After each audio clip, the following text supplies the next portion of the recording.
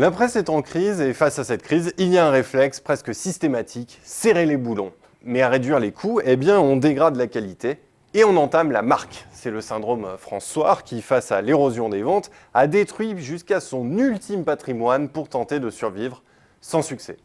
Rappelons-nous de ce qu'était François dans les années 50, des ventes dépassant 1 million d'exemplaires, 400 journalistes, des signatures prestigieuses et du grand reportage. Loin, très loin de sa situation en fin de vie, fin 2011, c'est 70 000 exemplaires, 140 journalistes et une ligne quasiment people. François n'est pas le seul titre à avoir sacrifié sa marque sur l'autel de la réduction des coûts. Dans la presse d'information, par exemple, cela s'est traduit éditorialement par une multiplication des marronniers, immobiliers ou écoles de commerce. Mais d'autres dimensions essentielles de la marque, comme le marketing, la distribution ou la gestion de la relation client, en ont aussi fait les frais. Les titres de presse disposent pourtant là d'un actif immatériel unique, synonyme de notoriété, d'identité forte, de fidélisation.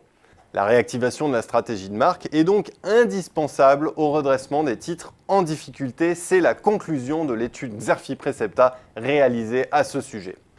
Alors pourquoi? Eh bien d'abord, qu'il s'agisse d'une paire d'Adidas ou d'un exemplaire du Nouvel Obs, la marque fait partie du produit. Les médias n'échappent pas à cette tendance, que ce soit en télévision, en radio ou dans la presse.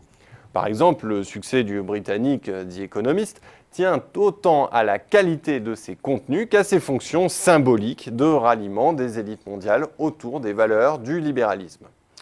Deuxième argument, face à la crise de son modèle économique, la presse est condamnée à se diversifier. Et la marque est essentielle pour cela car il s'agit d'un actif financier qui peut produire de nouveaux revenus. C'est ce qu'a bien compris Énergie, par exemple, dans la production de spectacles, ou Le Figaro dans le e-commerce. Cette diversification représente d'ailleurs une part croissante du chiffre d'affaires qui est passée de 2 à 7% en 10 ans.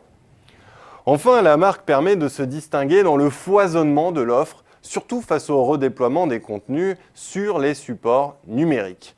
Le basculement sur les applications mobiles exige en effet un besoin de repères. L'attachement à la marque va donc prendre progressivement le pas sur les questions de référencement des contenus.